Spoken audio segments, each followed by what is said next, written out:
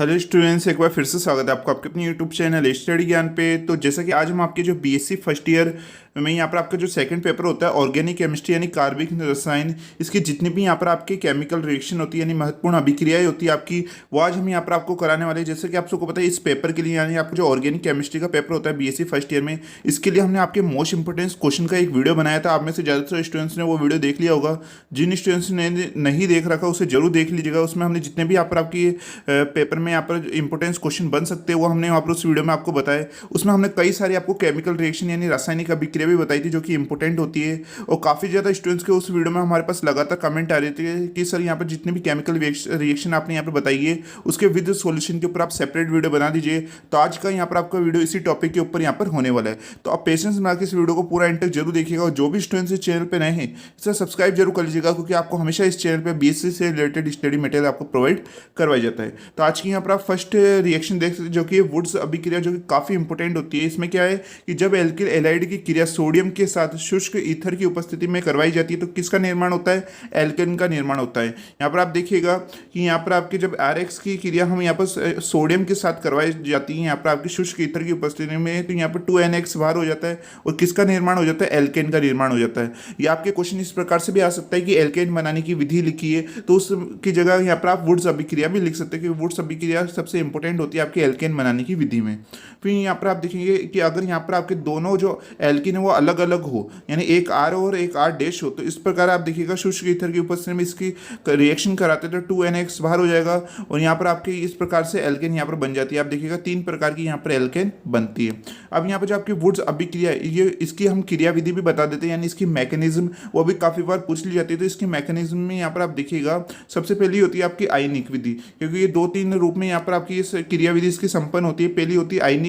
इसमें क्या होता है कि यहाँ पर आप देखें जब एल्किल हैलाइड को सोडियम के साथ रिएक्ट करवाते हैं तो RNA प्लस NX बनता है। और यहाँ पर जब हम RNA को लेते हैं जहाँ R माइनस का और Na प्लस का रहता है, उसकी रिएक्शन हम दोबारा एल्किल हैलाइड के साथ कराते हैं तो एल्केन का निर्माण होता है प्लस NX यहाँ पर बनता है। ओके, फिर यहाँ पर होता है मुक्त मूलक के द्वारा। तो यहाँ पर आप देखिए जब एल्किल हैलाइड की क्रिया हम सोडियम के साथ करवाए जाते हैं तो RNA प्लस NX बनता है। और फिर हम यहाँ पर RNA की क्रिया दोबारा एल्किल हैलाइड के साथ कराते हैं तो एल्केन और यहाँ पर NX बनता है। फिर यहाँ पर आप देखिए इसी का मुक्त मूलक का एक और भाग रहता है कि अगर हम यहाँ पर एल्किल हैलाइड की क्रिया सोडियम के साथ करवाते हैं तो यहाँ पर 2R डॉट यानी एक मुक्त मूलक बनता है और यहाँ पर 2NX यहाँ पर बनता है। और फिर हम यहाँ पर देखेंगे जो 2R डॉट आया यानी जो मुक्त मूलक है आपके, इसे हम इस प्रकार लिख देते हैं जो कि आगे रिएक्ट करके एल्केन बनाते हैं। तो ये आपकी वुड्स अभिक्रिया थी जो कि काफ़ी ज़्यादा इंपॉर्टेंट होती है। उसके बाद हम यहाँ पर नेक्स्ट बात करते हैं जो कि कार्बोक्सिलिक अम्लों के विकार्बोक्सिलीकरण से। तो इसे भी आप देखिएगा इसमें क्या होता है कि जब हम यहाँ पे इसमें सोडा लाइम की एक क्रिया है, जब कार्बोक्सिलिक अम्ल की क्रिया सोडा लाइम से कराई जाती है तो पहले सोडियम लवण का निर्माण होता है जो आगे क्रिया करके किसमें एल्केन में परिवर्तित हो जाता है। यहाँ पर आप देखिएगा जब सोडा लाइम की क्रिया हम यहाँ पर सोडियम हाइड्रोक्साइड के साथ करवाते हैं, कार्बोक्सिलिक अम्ल की क्रिया जब हम सोडियम हाइड्रोक्साइड के साथ कराते हैं तो यहाँ पर लवण का निर्माण होता है प्लस H2 बनता है। और फिर जब हम इसी लवण की क्रिया NOH के साथ दोबारा कराते हैं CO की उपस्थिति में तो यहाँ पर एल्केन और Na2CO3 का निर्माण होता है। और ये अभी क्रिया किसकी उपस्थिति में हुई है? तो सोडा लाइम की उपस्थिति में क्रिया होती है। फिर नेक्स्ट आती है इसमें कॉल्बे विद्युत अपघटन। इसे आप मोस्ट इंपोर्टेंट लगा लीजिएगा, काफ़ी बार पूछी जाती है। ये रिएक्शन आपकी डायरेक्ट भी पूछ ली जाती है। तो यहाँ पर आप देखिए जब कार्बोक्सिलिक अम्लों के सोडियम अथवा पोटेशियम लवणों को जल के साथ विद्युत की उपस्थिति में अपघटित किया जाता है तो किसका निर्माण होता है? एल्केन का निर्माण होता है। ये जितनी भी विधियाँ आपकी एल्केन के निर्माण की है, तो जब आप लवण को हम यहाँ पर H2O के साथ रिएक्ट कराते हैं विद्युत की उपस्थिति में तो एल्केन का निर्माण हुआ। C2 यहाँ पर मुक्त हुई, साथ में 2KOH और यहाँ पर हाइड्रोजन गैस में मुक्त होती है। और इसकी क्रिया विधि भी देखिए आप। क्रिया विधि में क्या है कि यहाँ पर आपके जो कार्बोक्सिलिक यहाँ पर अम्ल है, यहाँ पर जब इसकी क्रिया हम विद्युत के साथ कराई जाती है तो 2COR माइनस और 2K प्लस यहाँ पर बनता है, जिसमें एनोड में आप ये रिएक्शन देख सकते हैं और कैथोड में भी आप ये रिएक्शन देख सकते हैं। ओके, उसके बाद यहाँ पर नेक्स्ट आती है आपकी कोरेहाउस संश्लेषण, जो कि काफ़ी इंपॉर्टेंट रिएक्शन है कि जब एल्किल क्लोराइड को लिथियम की उपस्थिति में अभिकृत किया जाता है तो एल्किल लिथियम का निर्माण होता है, जिसे क्यूप्रस आयोडाइड के साथ अभिकृत करने पर लिथियम डाई एल्किल क्यूपरेट प्राप्त होता है। और यहाँ पर जैसे इस प्रकार से आपकी किसका निर्माण होता है? एल्केन का निर्माण होता है। यहाँ पर आप देखिएगा जब यहाँ पर एल्किल क्लोराइड की क्रिया लिथियम के साथ में कराई तो RLiO प्राप्त हुआ तथा LiCl यहाँ पर प्राप्त होता है। जब यहाँ पर RLi इसकी क्रिया हम यहाँ पर QII के साथ करवाते हैं तो यहाँ पर ये यौगिक बनता है और फिर इसके भी आगे रिएक्शन कराने पर हमारे यहाँ पर एल्केन का प्राप्त हो जाती है। फिर नेक्स्ट आती है रिएक्शन जो कि एल्कोहल से। यहाँ पर जब इसकी क्रिया एल्कोहल्स के साथ करवाई जाती है तो आप देखिएगा लाल फास्फोरस की उपस्थिति में तो भी हमारा किसका निर्माण होता है? एल्केन का निर्माण होता है। फिर आती है आपकी क्लीमेंसल अपचयन, इसे आप मोस्ट इंपोर्टेंट लगा लीजिएगा, काफ़ी बार पूछी जाती है आपकी क्लेमेंसल अपचयन। इसमें क्या होता है कि जब हम किसी भी कार्बनिक यौगिक की क्रिया का यहाँ पर अपचयन कराते हैं आपके ZnHg की उपस्थिति में और साथ में HCl की उपस्थिति में, तो हमारे किसका निर्माण होता है, एल्केन का निर्माण होता है, साथ में H2 भी यहाँ पर आपकी मुक्त होती है। अगर इसे हम यहाँ पर एक एग्जाम्पल ले लेते हैं, जैसे कि हम यहाँ पर कार्बनिक यौगिक में किसका ले लेते हैं, यहाँ पर एसीटोन हम यहाँ पर ले लेते हैं। जब एसीटोल का हम अपचयन कराते हैं ZnHg की उपस्थिति में, तो हमारे क्या प्राप्त होता है, प्रोपेन प्राप्त होता है, साथ में H2 यहाँ पर मुक्त होती है। ये आपकी मेंशन अपचयन है जो कि काफ़ी इंपॉर्टेंट होता है। फिर नेक्स्ट आती है आपकी हेलोजनीकरण। इसे भी आप देखिएगा, जब एल्केन को उच्च ताप पर अथवा सूर्य के प्रकाश की उपस्थिति में हेलोजन के साथ अभिक्रित किया जाता है, तो किसका निर्माण होता है, एल्किन हैलाइड का निर्माण होता है। यहाँ पर आप जैसे जब हमें एल्केन की अभिक्रिया Cl2 के साथ करवाई जाती है यहाँ पर सूर्य के प्रकाश की उपस्थिति में, तो एल्किल क्लोराइड प्लस HCl बनता है। फिर नेक्स्ट आती है आपकी, यहाँ पर आप देखिए, इसी का हमने एक एग्जाम्पल के थ्रू भी बताया है कि जब हम मेथेन की क्रिया क्लोरीन के साथ करवाए थे सूर्य के प्रकाश की उपस्थिति में, तो क्लोरीन यहाँ पर CH3Cl प्राप्त होता है। जब इसे आगे दोबारा क्लोरीन की उपस्थिति में कराते तो CH2Cl2, फिर जब इसके दोबारा Cl2 के साथ कराते तो हमें क्लोरोफॉर्म प्राप्त होता है। अगर आपसे इस प्रकार भी पेपर में आ जाता है कि क्लोरोफॉर्म बनाने की विधि लिखी है, तो आपको इस प्रकार से बनाना होगा। और अगर आपसे पूछ लिया जाता है कि कार्बन टेट्रा क्लोराइड बनाइए, तो भी आप इस विधि से बना सकते हैं। जब आप क्लोरोफॉर्म को आगे Cl2 के साथ दोबारा रिएक्ट कराएंगे तो आपका कार्बन टेट्रा क्लोराइड बनता है। तो आपके क्वेश्चन किसी भी प्रकार से पूछा जाता है यहाँ पर आपके ऑर्गेनिक केमिस्ट्री में, तो कार्बनिक रसायन में किसी भी प्रकार से आपकी रिएक्शन पूछी जा सकती है या ऐसे भी पूछी जा सकती है। आप देख सकते हैं जैसे कि यहाँ पर एक ये रिएक्शन है। अब इस रिएक्शन में क्या होगा, ये दोनों कंपाउंड दे दी जाए, उस कंपाउंड की जगह आपको दे दिया जाएगा ए या बी, है ना। तो उस जगह पे आपको बताना पड़ेगा कि ए और बी की जगह क्या आएगा। तो इस प्रकार से भी क्वेश्चन पूछे जाते हैं। ओके, फिर नेक्स्ट आती है इसकी क्रिया विधि। यहाँ पर जो आपकी हेलोजनीकरण वाली विधि है, ये इसका नाम है हेलोफॉर्म के नाम से भी आ सकता है, क्लोरोफॉर्म के नाम से भी पूछा जा सकता है। तो इसकी क्रिया विधि में यहाँ पर आप देख सकते हैं कि किस प्रकार से इसे बनाया गया है। ये आपके जो लॉन्ग टाइप के क्वेश्चन होते हैं उसमें काफ़ी बार पूछी गई है। एल्केनों के हेलोजनीकरण की क्रिया मुक्त मूलक प्रतिस्थापन से हम यहाँ पर बनाते हैं। पहला प्रारंभिक पद आता है कि यहाँ पर हम जब यहाँ पर क्लोरीन का विखंडन करते हैं तो 2Cl डॉट यानी यहाँ पर मुक्त मूलक बनते हैं, जहाँ पर आप देखिए एंथैल्पी इतनी रहती है। फिर श्रृंखला संचरण पद होता है यहाँ पर आपके, यहाँ पर आप ये रिएक्शन देख सकते हैं। फिर लास्ट में अंतिम पद आता है। तो ये पूरी अभिक्रिया हो जाती है, जिसमें आप देखेंगे कौन सी अभिक्रिया होती है, ऊष्माक्षेपी अभिक्रिया होती है, क्योंकि इसमें कौन सी यहाँ पर ऊर्जा आपकी यहाँ पर बाहर निकल रही है, इसलिए यहाँ पर ऊष्माक्षेपी अभिक्रिया होती है। इसे आप यहाँ पर पूरा पढ़ सकते हो, जो कि काफ़ी बार पूछा गया है। और ये जो वाली रिएक्शन ये भी एक बार यूनिवर्सिटी एग्जाम में पूछी गई है।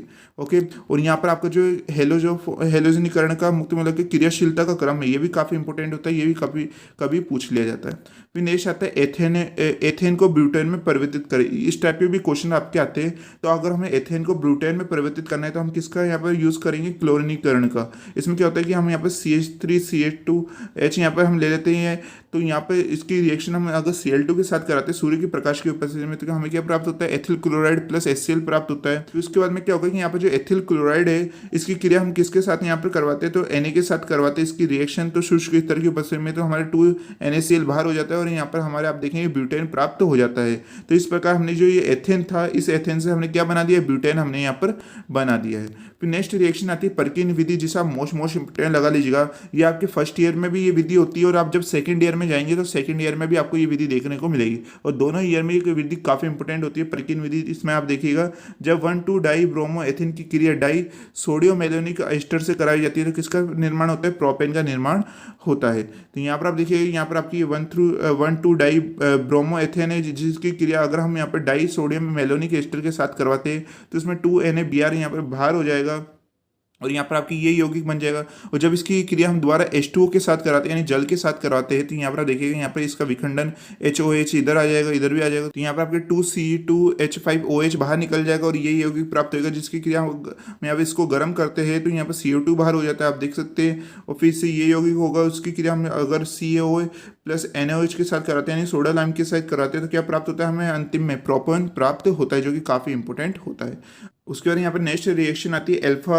यहाँ पर डब्ल्यू डाई नाइट्रोलोस से या जिगलर-थॉप अभिक्रिया। ये जिगलर-थॉप अभिक्रिया भी काफ़ी इंपॉर्टेंट होती है, इस नाम से आपकी पूछी जाती है। तो यहाँ पर आप रिएक्शन देखिएगा कि जब हमें अल्फा यहाँ पर डब्ल्यू डाई नाइट्राइल की क्रिया LiNa C2H5 और C6H5 के साथ कराते थे, ये यौगिक बाहर चल जाएगा। फिर ये आपकी ये यौगिक बन जाएगा, जिसकी अगर हम जल के उपस्थिति में इसकी क्रिया कराते हैं तो LiOH बाहर होकर आपके ये यौगिक बना देगा। फिर इसके हम H2 के साथ रिएक्शन कराते हैं तो NH3 बाहर हो जाएगा। फिर आपका ये यौगिक बन जाएगा। फिर इसकी अगर हम सोडा लाइम के साथ रिएक्शन कराते हैं तो ये यौगिक, फिर इसकी अभिक्रिया अगर हम ZnHG के साथ रिएक्शन कराते हैं तो लास्ट में आपको क्या प्राप्त होता है, साइक्लो एल्केन प्राप्त होता है। ये कौन सी अभिक्रिया होती है, आपकी जिगलर थॉप अभिक्रिया होती है, जो कि काफ़ी इंपॉर्टेंट होती है। फिर नेक्स्ट रिएक्शन आती है डिकमान अभिक्रिया। ये भी काफ़ी इंपॉर्टेंट है कि जब एडिपिक अम्ल के एस्टर को क्षार के साथ अभिकृत किया जाता है तो साइक्लोपेंटेन का निर्माण होता है। यहाँ पर आप देखिएगा, आप देख सकते हैं कि यहाँ पर जब इस रिएक्शन की क्रिया हम C2H5ONA की उपस्थिति में कराते हैं तो C2H5OH बाहर हो जाता है, जिससे ये यौगिक प्राप्त होगा, जिसकी क्रिया अगर हम H2 के साथ कराते हैं यानी जल के साथ कराते हैं तो फिर ये यौगिक प्राप्त होगा, जो आगे होकर यहाँ पर आप देखेंगे कि अगर सोडा लाइम के साथ क्रिया कराने पर ये यौगिक, फिर इसके अगर हम ZnHG के साथ रिएक्शन कराते हैं, इसका अपचयन कराते हैं तो आपको लास्ट में साइक्लोपेंटेन प्राप्त हो जाता है, जो कि कौन सी अभिक्रिया होती है, हमारी डिकमान अभिक्रिया होती है। ये भी काफ़ी बार पूछी जाती है। फिर नेक्स्ट आती है आपकी डिल्स एल्डर अभिक्रिया, जिसे पेरीचक्री भी कहते हैं, और ये मोस्ट इंपोर्टेंट है और काफ़ी बार पूछी जाती है। तो आप देखिएगा कि इन अभिक्रियाओं में 1,3-ब्यूटाडाइन अथवा आइसोप्रोपिन की असंतुलित यौगिक से योग करके चक्रीय उत्पाद का निर्माण करता है, अतः इन्हें चक्रीय योगात्मक अभिक्रिया या पेरीचक्रीय अभिक्रिया भी कहते हैं। तो यहाँ पर भी डिस एल्डर अभिक्रिया देख सकते हैं, जिसमें आप सबसे पहले एथिन के साथ रिएक्शन कराई है, जिससे हमारे यहाँ पर साइक्लोहेक्सेन प्राप्त हुआ। फिर क्रोटोन एल्डिहाइड के साथ हमने इसकी रिएक्शन कराई तो हमारे यहाँ पर देखेंगे 1236 टेट्राहाइड्रोबेंजील्डिहाइड प्राप्त होता है। फिर नेक्स्ट आपकी आती है अभिक्रिया एल्किल हेलाइडो के विहाइड्रोजनीकरण से।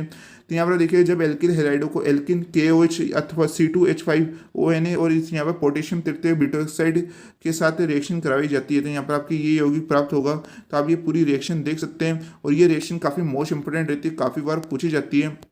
और जो ये नियम है, इसमें कौन सा नियम लागू होगा आपके, तो सेट-जेफ नियम यहाँ पर लागू होगा।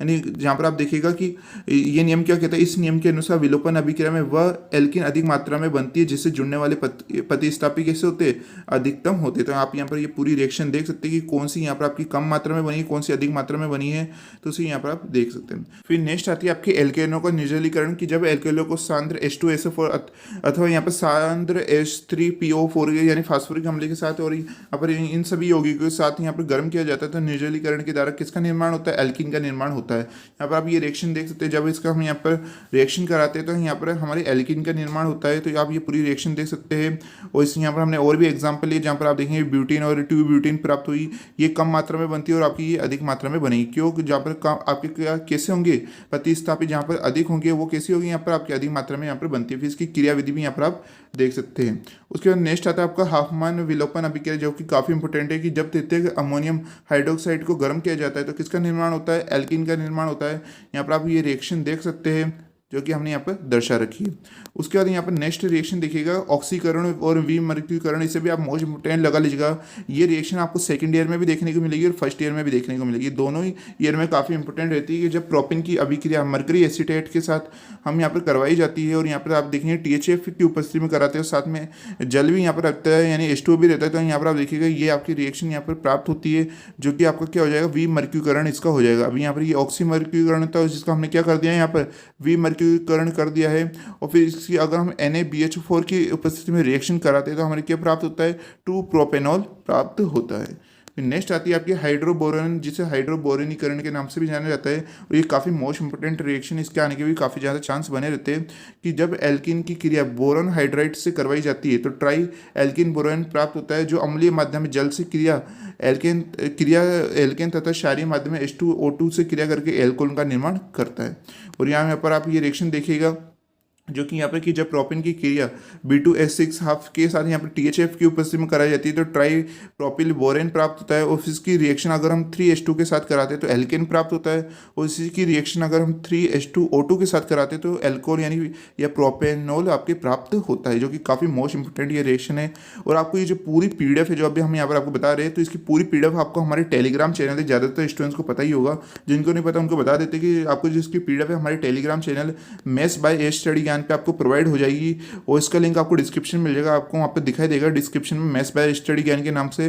जैसे आप उसे यहाँ पे लिंक पे क्लिक करेंगे तो वहाँ पर आप जाके ज्वाइन कर लीजिएगा टेलीग्राम चैनल को, वहाँ पर आपको इसकी PDF प्रोवाइड हो जाएगी। ओके, फिर बात करते हैं हम यहाँ पर नेक्स्ट की, जो कि है ओजोनीकरण, जो कि काफ़ी इंपॉर्टेंट है, आपकी ये रिएक्शन रहती है, ये भी काफ़ी बार पूछ ली जाती है ओजोनीकरण।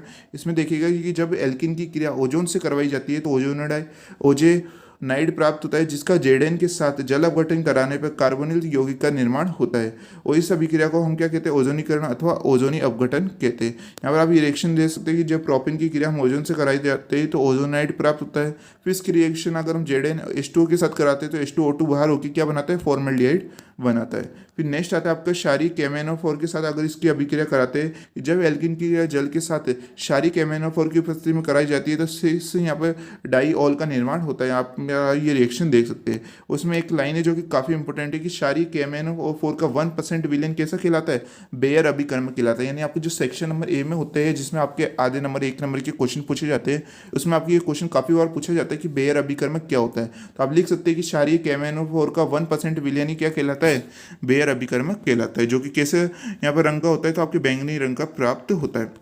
फिर नेक्स्ट आता है यहाँ पर आप देखिएगा इसका एपॉक्सीकरण यानी एल्किनो का एपॉक्सीकरण, ये जो कि ये विधि भी काफ़ी बार पूछी जाती है। इसमें 2 विधि आपको देखने को मिलेगी। तो इसमें यहाँ पर पहली विधि यहाँ पर आपकी ये होती है जब एल्किन की क्रिया परऑक्सी अम्लों से, जैसे पर एसिटिक अम्ल, फार्मोरिक अम्ल, पर बेंजोइक अम्ल से आदि से करवाई जाती है तो एपोक्साइड का निर्माण होता है, जिसका अम्लीय अपघटन कराने पर क्या ट्रांस डाईऑल प्राप्त होता है। यहाँ पर आप ये रिएक्शन देख सकते हैं।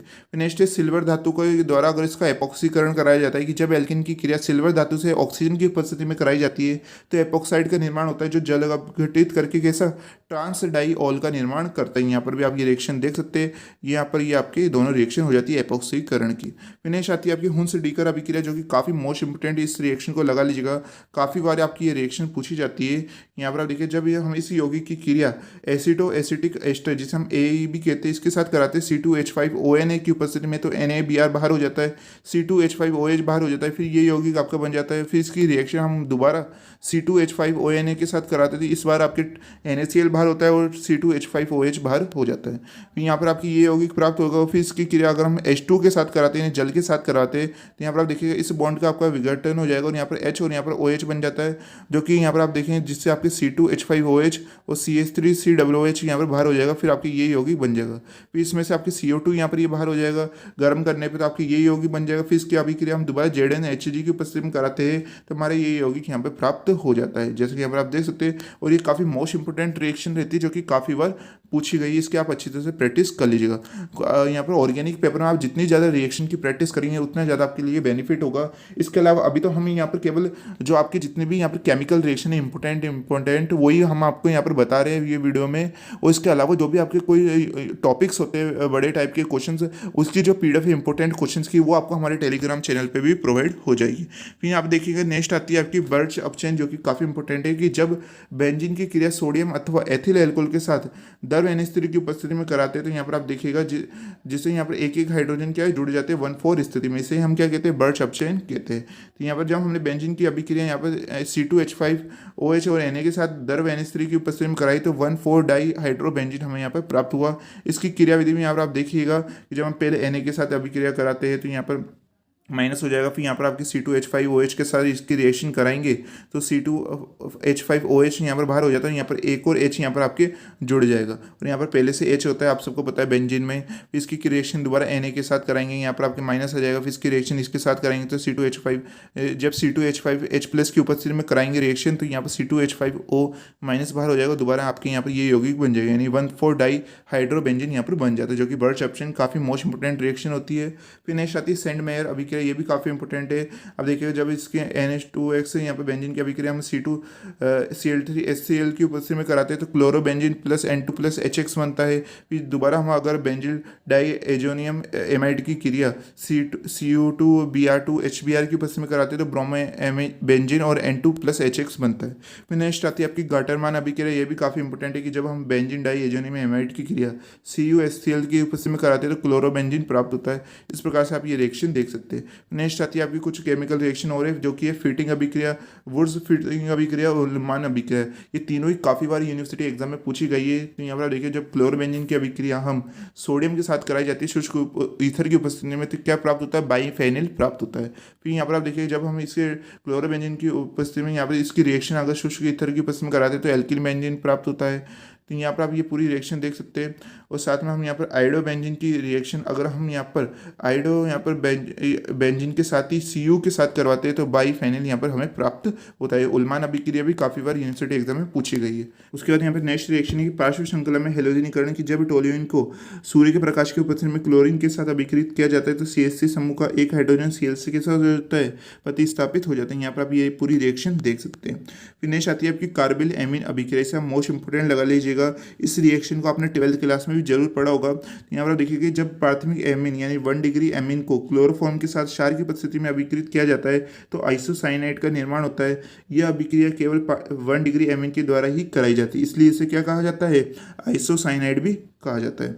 यहाँ पर आप देखिएगा कि जब हम मेथेनिमीन की क्रिया क्लोरोफॉर्म प्लस 3 KOH के साथ कराते हैं तो आइसोसाइनाइड प्राप्त होता है, साथ में 3 KCl और 3 H2 भी यहाँ पर हमें प्राप्त होते हैं।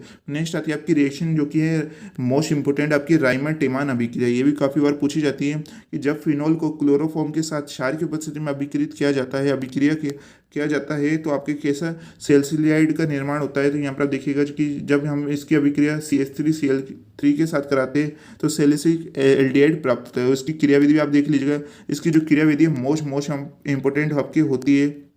इसी यहाँ पर आप देखिएगा, यहाँ पर क्या होता है कि जब हम OH माइनस की रिएक्शन अगर हम यहाँ पर जो OH माइनस कैसे आया तो हमने यहाँ पर KOH का क्या करा है, विखंडन करा है, जिससे आपकी K प्लस और OH माइनस बनते हैं। अब जो OH माइनस है इसकी अभिक्रिया हम किसके साथ कराते हैं, CHCl3 के साथ कराते हैं, क्लोरोफॉर्म के साथ। तो ये रिएक्शन प्राप्त होगी जहाँ पर Cl2 बाहर होकर आपकी डाइक्लोरोकार्बिन हो जाएगा।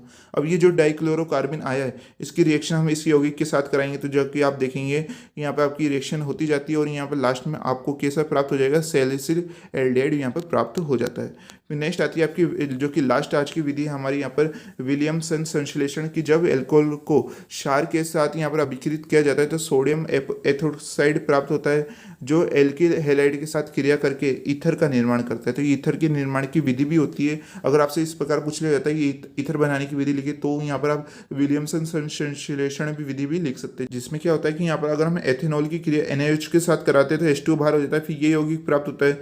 इसी यौगिक की अभिक्रिया अगर हम XC2H5 के साथ कराते हैं NX बाहर होकर डाई एथिल ईथर यहाँ पर बना देता है, जो कि मोस्ट इंपोर्टेंट आपकी रिएक्शन हो जाती है। तो यहाँ पर आज की वीडियो में हमने जितनी भी यहाँ पर केमिकल रिएक्शन आपको बताई है, महत्वपूर्ण अभिक्रिया बताई जो कि काफ़ी इंपॉर्टेंट होती है, इनमें से कुछ क्वेश्चंस आने के यहाँ पर काफ़ी ज़्यादा चांस बने रहते हैं। तो आप इन्हें अच्छी तरह से प्रैक्टिस कर लीजिएगा और इसकी जो PDF है आपको हमारे Telegram channel mess bye study ज्ञान पे हम वहाँ पर प्रोवाइड करवा देंगे।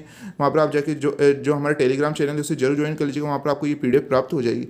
आज का वीडियो आपको कैसा लगा हर स्टूडेंट्स को कमेंट करके जरूर बताने की काफ़ी मेहनत के साथ आपके लिए क्लासेस बनाई जाती है और इस वीडियो को लाइक करना भी ना भूलें। तो मिलते हैं नेक्स्ट वीडियो में।